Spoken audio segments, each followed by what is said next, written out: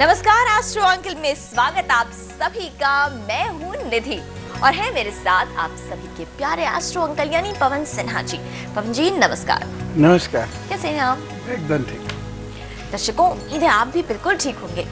वैसे जो मौसम चल रहा है, मौसम के साथ साथ अगर तारीखों की बात करें, जैसे जैसे जैसे जैसे मार्च का महीना करीब आ रहा है, फरवरी गुजरती जा रही है, बहुत सारे लोग हैं जो ठीक नहीं है और परेशानी और बढ़ने वाली है।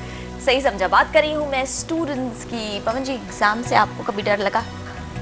एग्जाम से सबको डर लगता है थोड़ा बहुत तो लगता ही लगता है ना, यानी एग्जाम्स चीज ही ऐसी है भाई।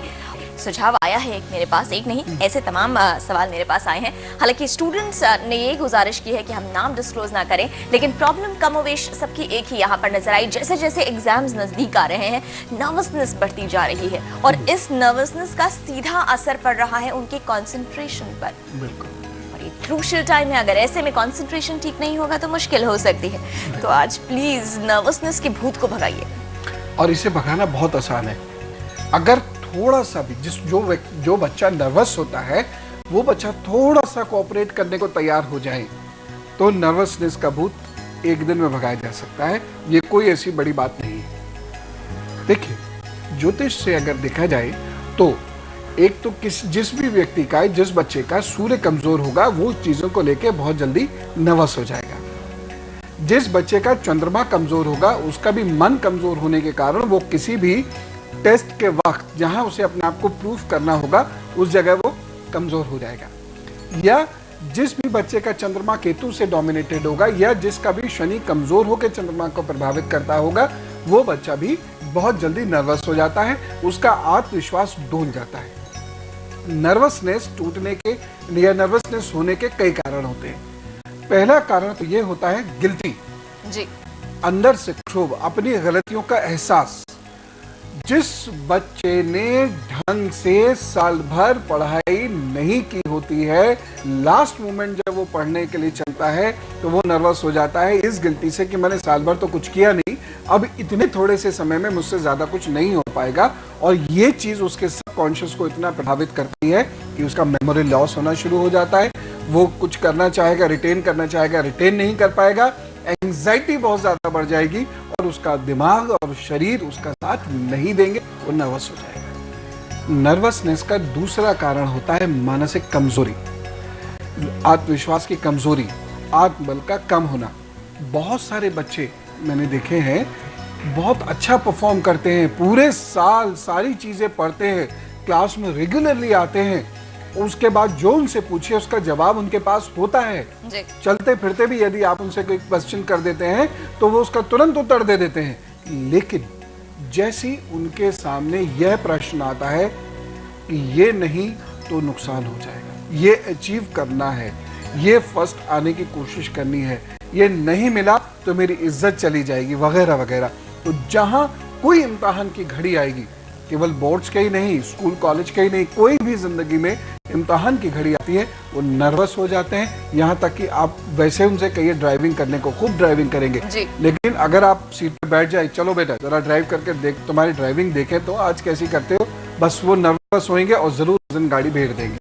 तो इस तरीके से नर्वसनेस की वजह से हमेशा बच्चों का कंसंट्रेशन डिस्टर्ब होता है और इससे उनको प्रॉब्लम्स होती है। यानी परफॉर्मेंस का प्रेशर जब होता है तो नर्वसनेस हो जाती है। और इस बात से जरूरी नहीं कि सिर्फ जो एग्जाम्स दे रहे हैं वो ही अपने आप को इससे रिलेट करे। जिंदगी अपने आप में एक इम्तिहान है। तमाम ऐसे मोड़ आते हैं जहां परफॉर्म करके दिखाना होता है, वहां पर ये प्रॉब्लम हो सकती है। पवन जी आपने कहा कि आत्मबल का कमजोर होना, यानी कहीं ना कहीं सूर्य और चंद्रमा का कमजोर होना और चंद्रमा पर बुरे ग्रहों की दृष्टि, करें क्या ऐसे में आप? इसके उपाय बहुत साधारण है। देखिए, परफॉर्मेंस तो आपको देनी होगी, जिंदगी में इम्तिहान तो आएंगे ही आएंगे, उन्हें फेस करना ही होगा, उसका कोई वे आउट नहीं है। और किसी शॉर्टकट से चलने का प्रयास मत कीजिएगा। इम्तिहान को बोल्डली फेस कर सके इसके लिए अपने को लायक बनाइएगा। दो चीजें हैं, दिमाग की कमजोरी इसे ठीक करना और मन की कमजोरी उसे ठीक करना। दिमाग की कमजोरी ब्रह्मी ठीक कर देगी, शंख पुष्पी ठीक कर देगी।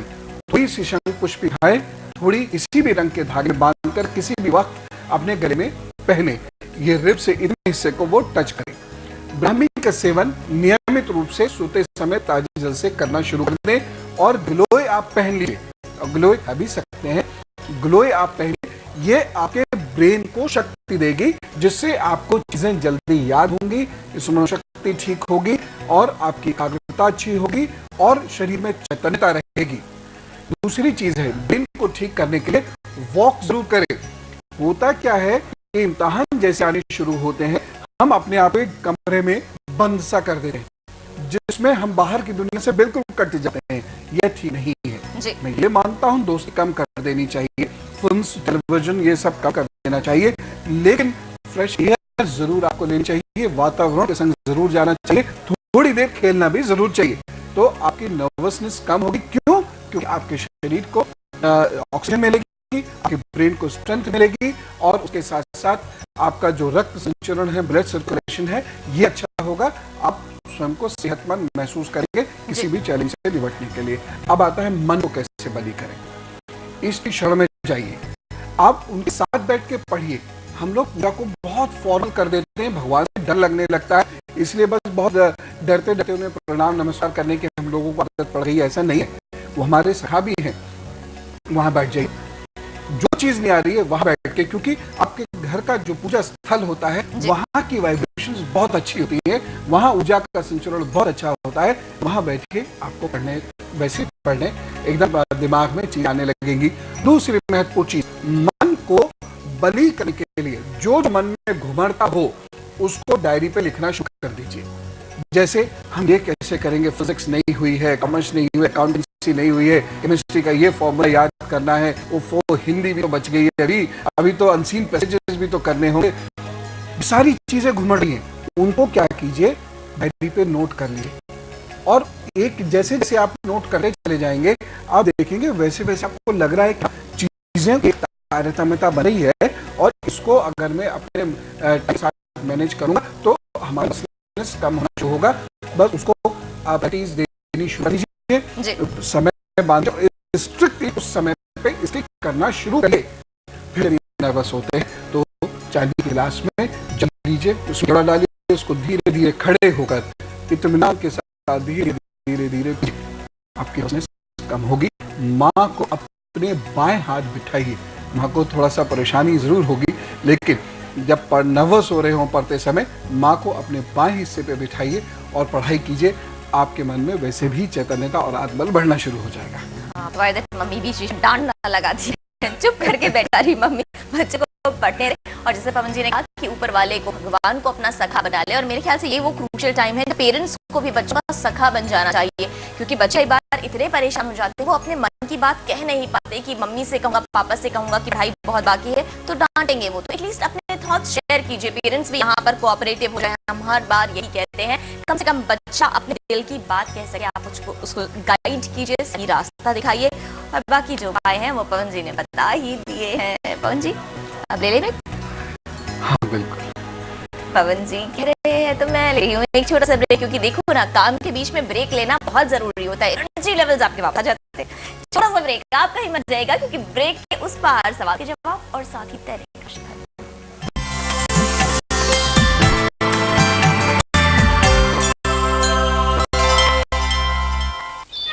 बंदर देखा, हाथी देखा, बारहसिंघा और चीतल देखा, मोगली के जंगलों में शेर को देखा।